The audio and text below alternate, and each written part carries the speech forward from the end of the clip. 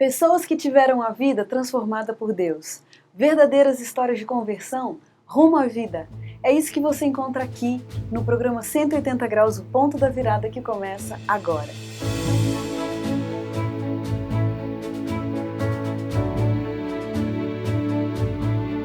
Quando sentimos o toque de Deus na vida, uma mudança acontece.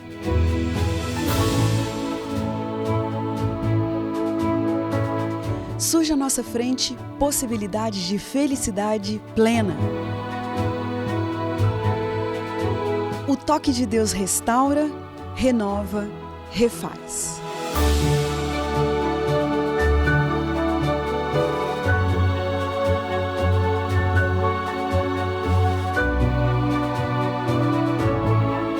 Hoje conheceremos uma pessoa que experimentou essa graça maravilhosa. Ela vai nos contar sobre essa mudança de 180 graus que lhe trouxe paz.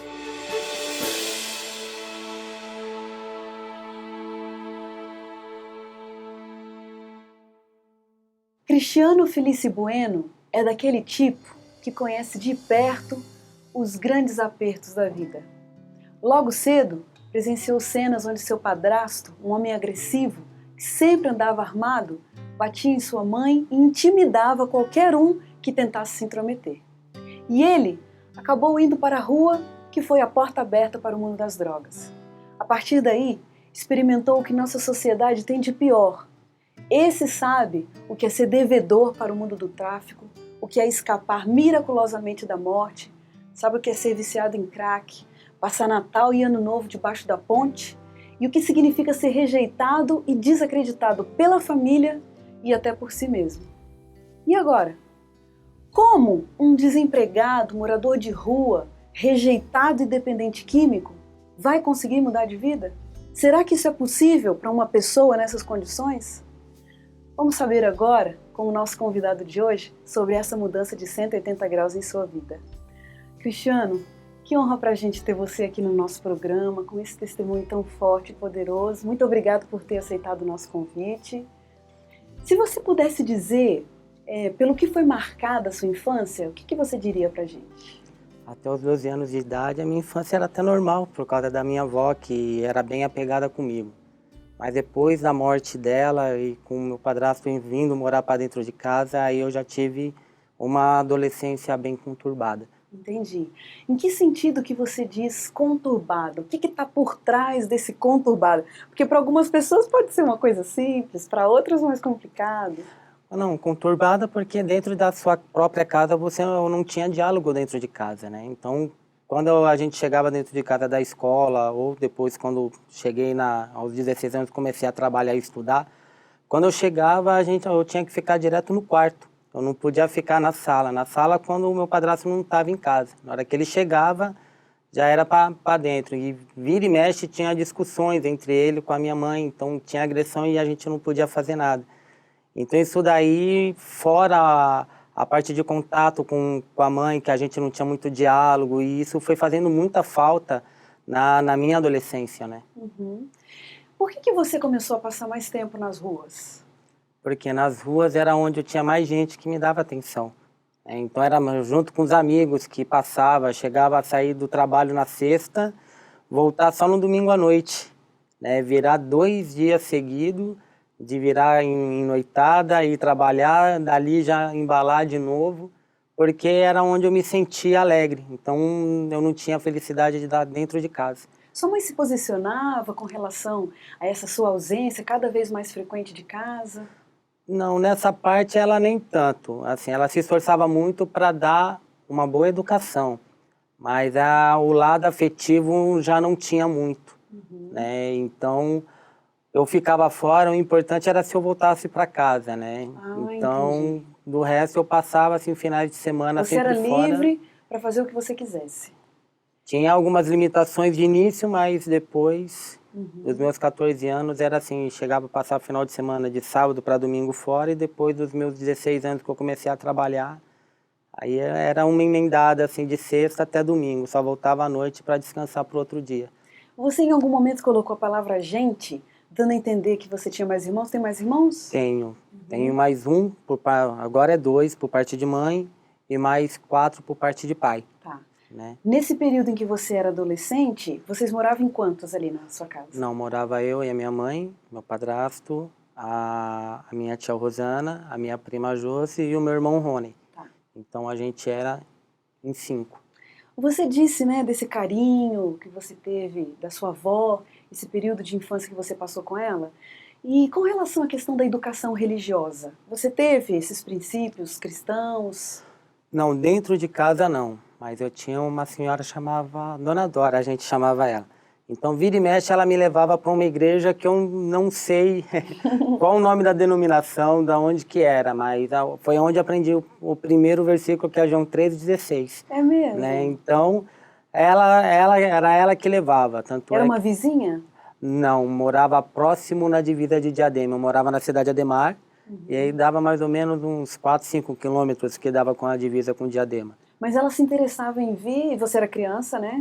E ela te levava para a igreja? Sempre aos domingos levava a gente, né? Que legal. E sua avó?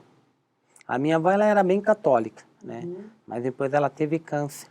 E depois com o câncer a gente foi acompanhando, ela chegou a ficar em casa, a gente cuidava dela, mas aí acabou falecendo dentro da casa do meu tio, que já estava em fase terminal e os médicos falaram que não adiantava nada ela estar no hospital. E aí daí para frente que a minha vida virou, né? Porque aí o meu padrasto dentro de casa, do início era as mil maravilhas, mas depois começou a ser uma pessoa agressiva e a vida nossa lá dentro era muito difícil.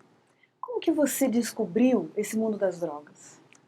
Amizades, eu não posso culpar as amizades, mas assim, como eu me sentia muito próximo deles, eu via que eles davam aquilo que eu precisava, eu tinha curiosidade. Muitas vezes falava, não, isso daqui não é para você, mas eu quis, por minha própria escolha, experimentar, né?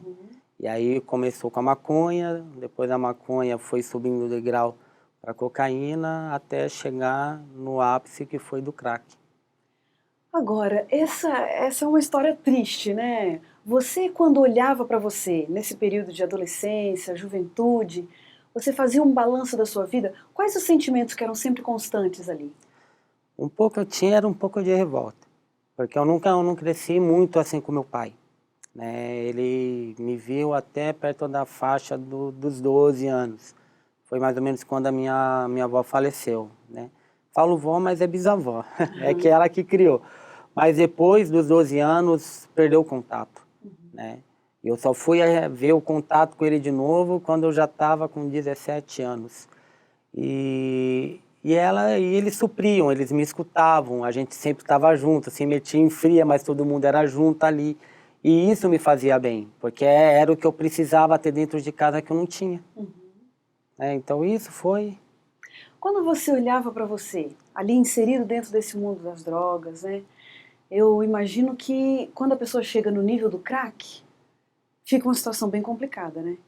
Diz para mim, como que você foi parar a morar nas ruas? Que momento foi esse?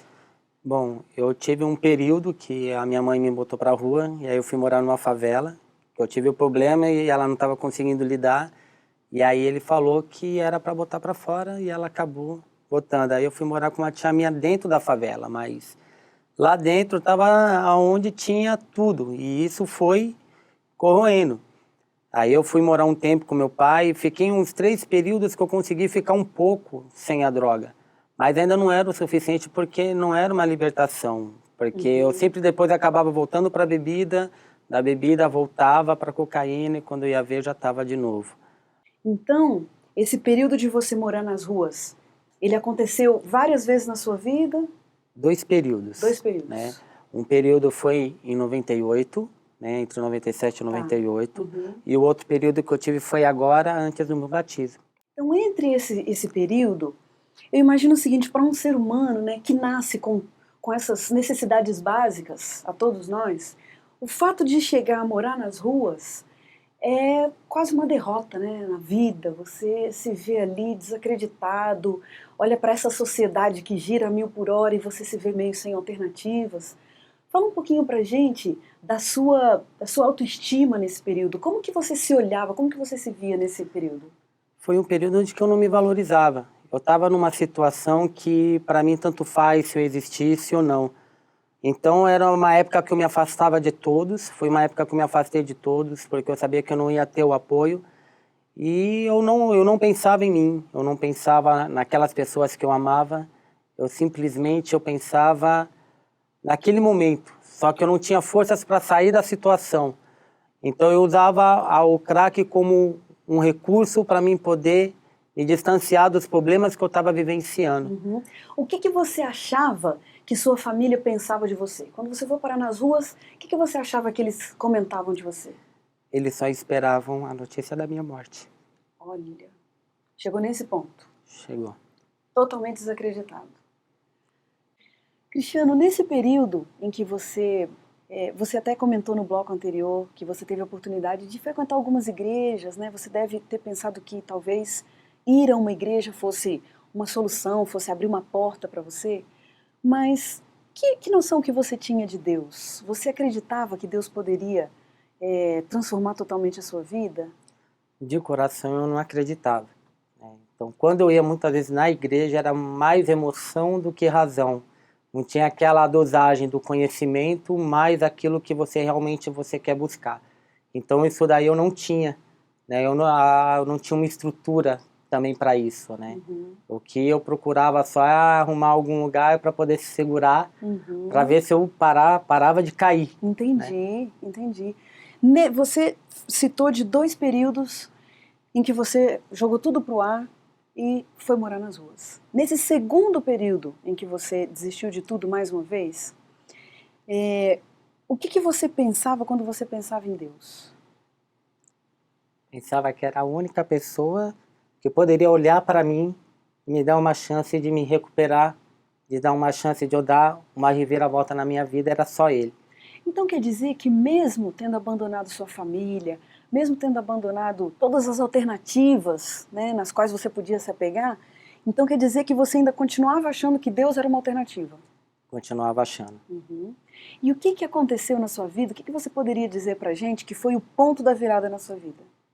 Primeiro foi lembrar do passado, porque eu já tive livramento de morte em 97, que uns bandidos que moravam ali na Vila Joanize foram para me matar. E ao disparar a arma, a bala não saiu do revólver. Ao tanto de fazer um barulho, as vizinhanças todas vim para fora para saber do barulho e eles me largar e esparecer, porque a gente estava a 2 quadras do 43º Distrito Policial. E ali eu me vi que, quando eu vi ele apontando e falou para mim, olha bem na minha cara antes de eu te matar. Eu não cheguei a pensar em nada, simplesmente falei que ali já tinha sido o meu ponto final.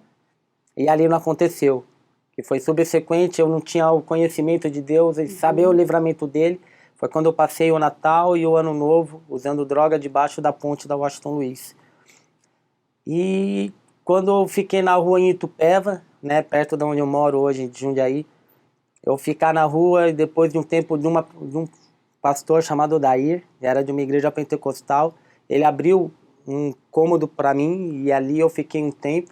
Aí mesmo assim usando droga, eu olhava e falei, gente, o que eu estou fazendo? Por que eu não consigo dar a volta? Né? Eu falei, nossa, tantas pessoas que olhavam para mim e falavam, olha, você tem tudo para ser, Deus tem uma promessa para você. E eu olhava, mas que promessa que Deus era para fazer para mim que não se cumpre? E uma vez eu pedindo dinheiro para usar droga, um homem foi, e eu falando que era para pagar um hotel para me ficar, ele falou, não vou te dar o dinheiro. Eu tenho que te levar para você para pagar no hotel. Me levou no hotel e mesmo assim pagou, ele sabendo que a intenção era outra. Eu olhei para ele e falei, mas por que você está fazendo isso? Ele olhou, não, você é terra fértil. E aí quando eu lembrei dele falar que eu era terra fértil, coisa que eu não, faz tempo que eu não escutava uma palavra de alguém. Você saber que quando eu estava na bebida, a minha ex-mulher, ela não chegou a fazer uma força maior para tentar manter o casamento e ficou mais fácil assim.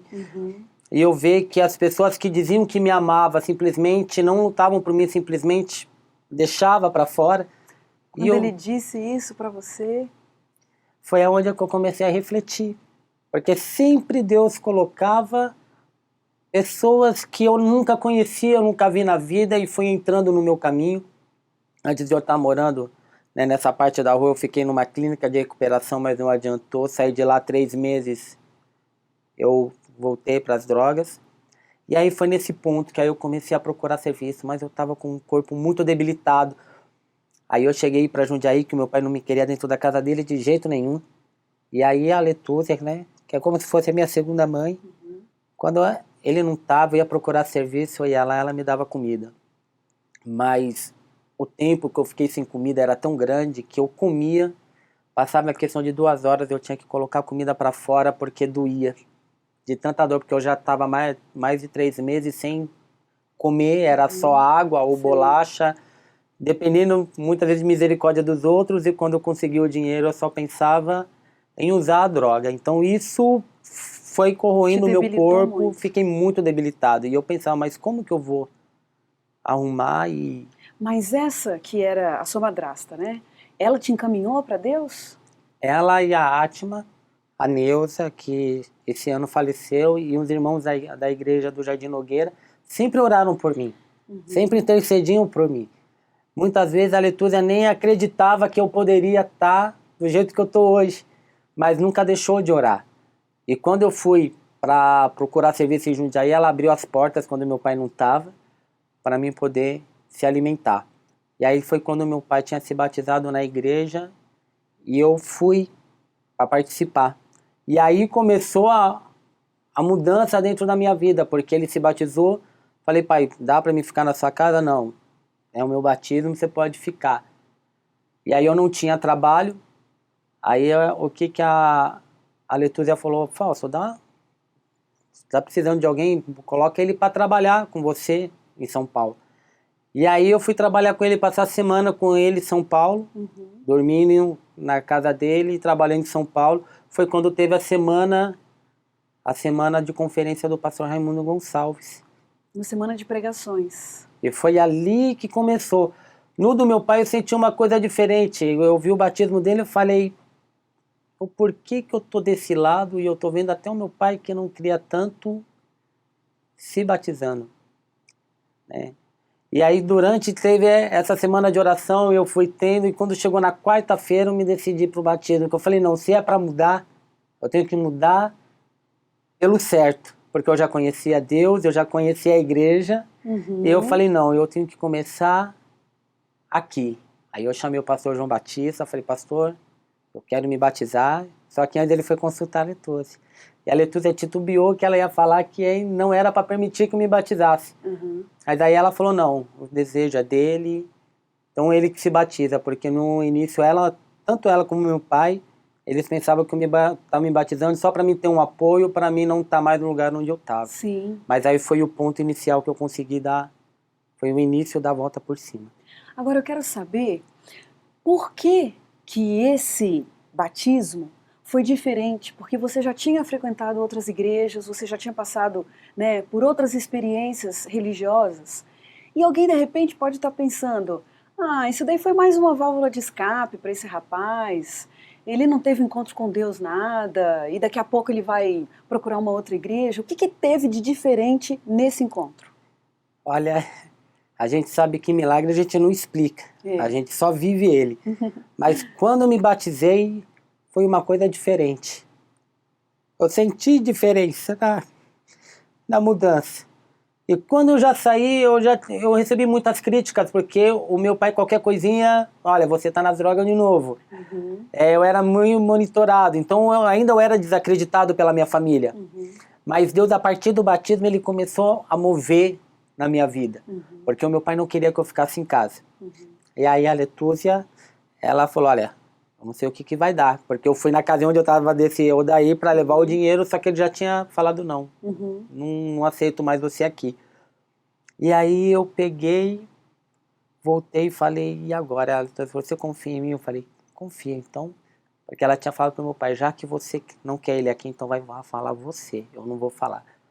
Aí o meu pai veio, ele veio falar comigo, falei, agora vai me mandar embora. Eu já estava esperando ele me mandar embora. Ele falou, não, você pode ficar, você arruma um emprego, quando arrumar um emprego, você pode sair, aí você arruma um lugar e pode ir embora. Em menos de 10 dias, 15 dias, eu já estava empregado. Eu tive o direito de escolher 5 empregos, todos guardando sábado. Olha. Então eu tive para onde eu podia colocar a minha fé, que nas entrevistas eu falava daquilo que eu acreditava. E na área de logística, que é muito difícil alguém não trabalhar no sábado, que é domingo a domingo, e eu consegui um emprego. Eu falei, agora eu vou ter que arrumar um lugar para ficar, né? Mas e a questão que te amarrava tanto, que era o mundo das drogas? Deus te libertou desse mundo? Depois do batismo, eu não tive mais nada. Olha só! Eu passei por um... Foi um processo de reerguimento. Foi. E dessa vez foi diferente, porque eu tive muitos problemas. Agora em setembro eu completo 3 anos batizado. Eu tive muitos problemas. Mas Deus foi te dando força? Foi me dando força e eu fui enfrentando o problema um de cada vez. O primeiro foi ter que voltar para a rua. E aí o meu pai arruma o serviço e falou, agora faz o seguinte, deixa passar a experiência e aí você arruma outro canto. Eu ajudando em casa e depois de 2 meses eu conheci a Alexandra pela internet. Ela era de uma outra denominação. E quem é a Alexandra? A minha esposa. É a sua esposa. Só resumidamente, Cristiano, fala pra gente qual é a sua situação hoje. Você tem um lugar pra morar? Hoje eu tenho uma família constituída de novo, consegui um trabalho melhor, eu sou o único da minha área, da minha empresa que eu guardo naquilo que eu creio. A minha filha que eu não via há muito tempo, que eu tenho um casal, o meu menino que mora em Tatuí eu não consegui ainda ver, mas eu estou batalhando para isso. Eu tenho a minha filha que vem comigo, levo ela para a igreja, tenho ela de volta. A minha família que não confiava mais em mim hoje, confia. Que coisa linda. E eu tô com a minha vida familiar reestruturada. Que coisa linda. O que Deus fez para você então foi um milagre, né, Cristiano? Louvado seja Deus. A gente tem um momento de umas perguntinhas rápidas aqui no nosso programa. Eu vou falar então para você uma palavra e você me diz o que vem à sua mente, tá bom?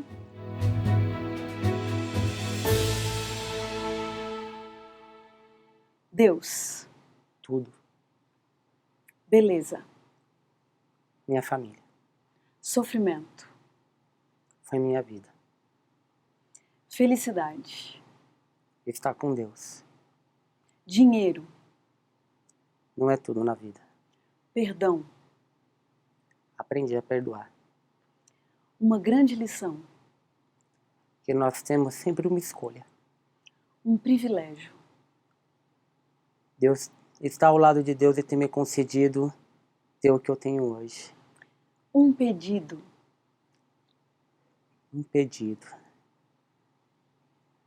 Então, se for para falar pedido, a única coisa que eu peço é que os meus parentes olhem em mim e vejam o que Cristo fez e que eles possam se achegar a Ele. Porque para mim, eu não posso pedir, que Ele foi muito bom comigo. Um medo. Um medo. Ficar longe dos meus filhos. Uma grande verdade. Cristo. Uma grande mentira. O mundo aí fora. Casamento. Aliança que Deus fez para o homem aqui na terra. Morte. Morte é quando termina a nossa batalha aqui na terra. Um versículo bíblico. Jó 42:2, que marcou muito para mim, que fala assim, eu sei que tudo podes, mas nenhum dos seus planos podem ser impedidos. Olha só.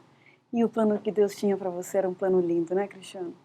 O nosso desejo para você é que você se apegue mesmo a essa fé, é que você se fortaleça cada vez mais, é que esse testemunho transborde e abençoe a vida de tantas pessoas e que Deus continue com você sempre. Muito obrigada pela sua presença aqui.